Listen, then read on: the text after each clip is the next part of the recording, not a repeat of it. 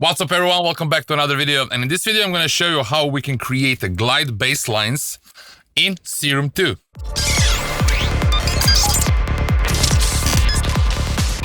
So I got the requests very often, even though I made a video about the glide bass lines and how to make them, and there are certain updates in a Serum 2 which are going to help us a lot. In general, let's go through it. So I have Serum 2 and I like to use this type of the shape for my bass lines. Another thing which I can do is that I can set plus minus band over here and then control how much of the low end we're gonna have. The more on the right side is going to be less. So how to make this curve in general, you just set 6 over here grid. It's gonna have a bit different harmonic shape, which for some reason works very nice. So generally just by default, I'm just gonna click the pen over here. I'm gonna set this, by default it's going to be 8, you just set it to 6 and then use this shape and then just click like this. So if I have like nothing over here, just like 1, 2, 3, 4, 5, 6 of them, and now we have the negative. So oscillation, I'm gonna set random to 0 and the phase I'm going to set on 0 as well. Because this is the start point and I want the start point of the phase is to be at the beginning because this is where it's gonna cause the click. I'm going to use a filter 1, 24 dB because this bassline is in C sharp, which is very low. Envelope attack on 0. I have a sustain a little bit down to minus 5 dB because it's a glide bassline, and I'm going to explain that in details. And I usually set the decay to around 100 milliseconds, and I have like 5 milliseconds of release.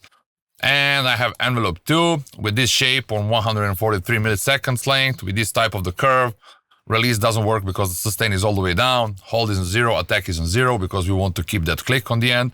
And I connected this envelope to the cutoff, and cutoff position is 253 Hertz, 0 resonance, no drive, just like that. So anyway, so this band plus minus is an optional thing. Like now, from the processing, I usually use the QuadraFuzz because I really like it. If you don't have QuadraFuzz, you can use the disperser from kilohertz.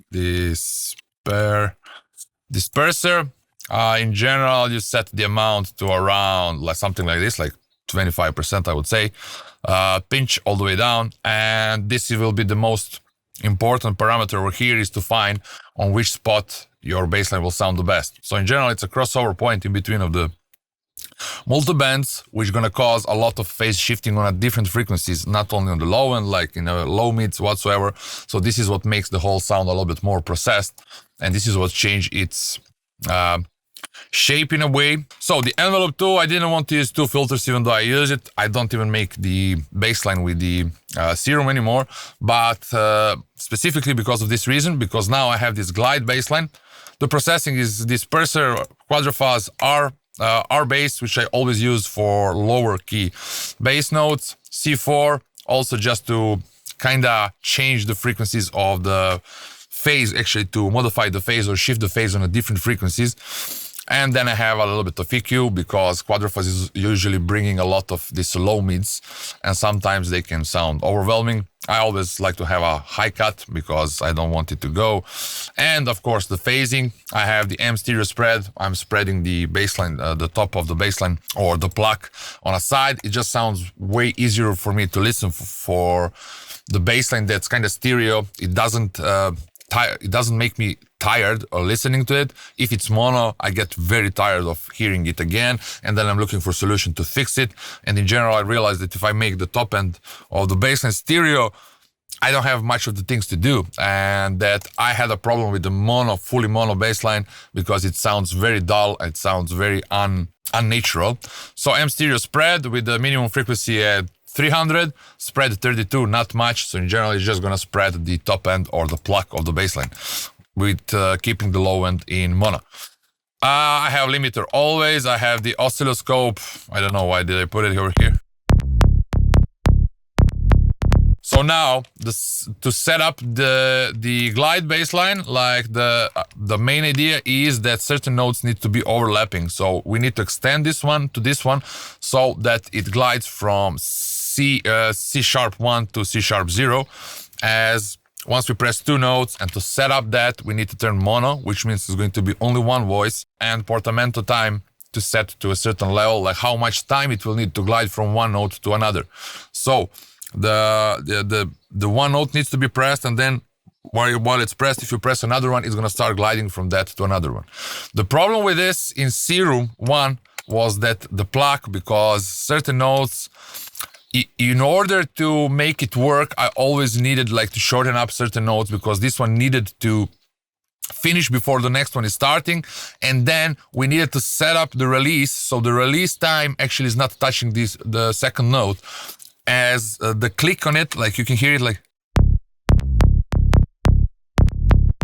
yeah, here you are able to hear it like, it's like a chewed up, like it doesn't sound like, it doesn't retrigger the notes. But what is the new, and thanks to Grada, one of my very good friends that is actually amazing producer, he showed me this. I asked for permission, and thank you, Grada, for this. So there's a new thing. We're gonna set envelope 1 to be a trigger, and then we're gonna destination choose, because we have a retriggers, and we're gonna retrig the oscillator A, turn it on, and now the envelope 1 will retrig the oscillator A every single time. So it's gonna make the transients of each of these notes to work very well. So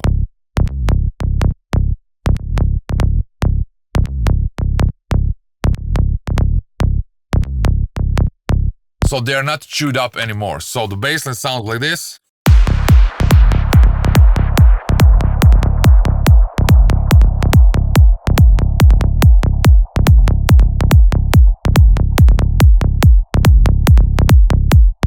Another important thing, like what I spoke previously about the decay and everything, and I did say it in one video, but maybe the most important parameter while you design the bassline is the sustain and the decay. How long with certain frequencies will stay. Like if I open it, like it just creates too much low end, it's very heavy, and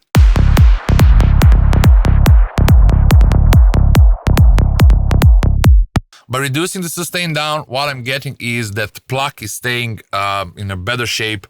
Like how much you need to do it, I cannot tell you, because it depends very much on the processing of the notes that are using and the psychoacoustic effect of your track that you want to create it to.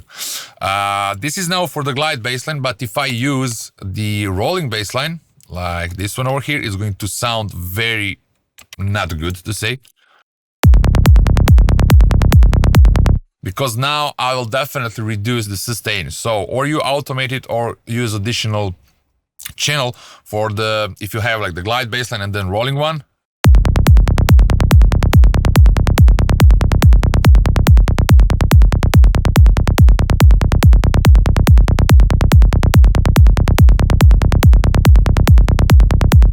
Something like this, of course, I would reshape that, but I just wanted to show you the process of how I would get that type of the effect.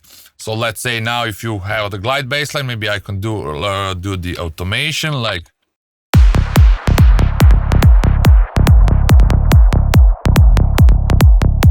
and increase it to -6 dB to have that pluck at the beginning and then the note of the bassline, and we can check that in oscilloscope to see how it sounds.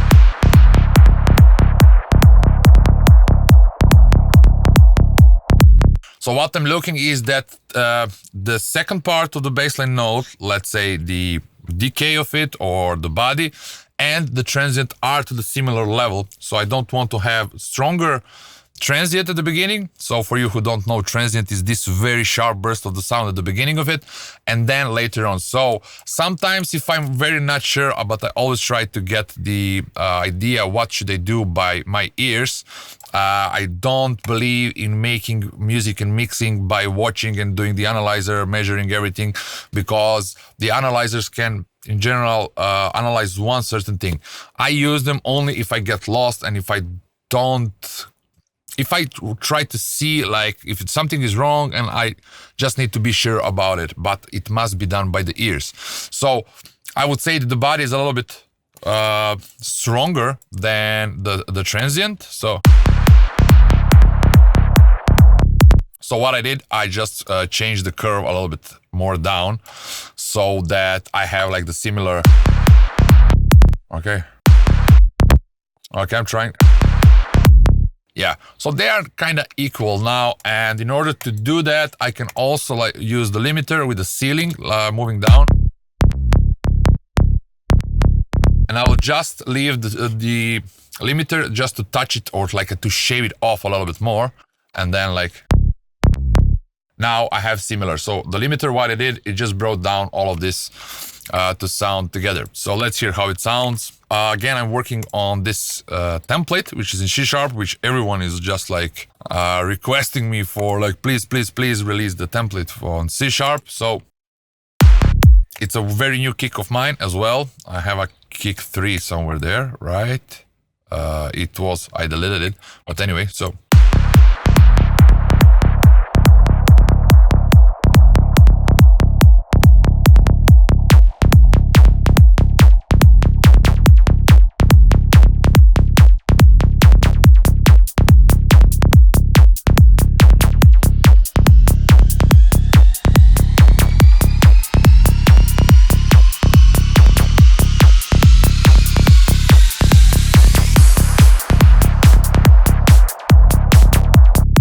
I think this snare doesn't go well with this glide bassline. I think the clap would suit a bit more to match the emotion of the whole track. Anyway, thank you very much for watching and see you soon with another video. Bye.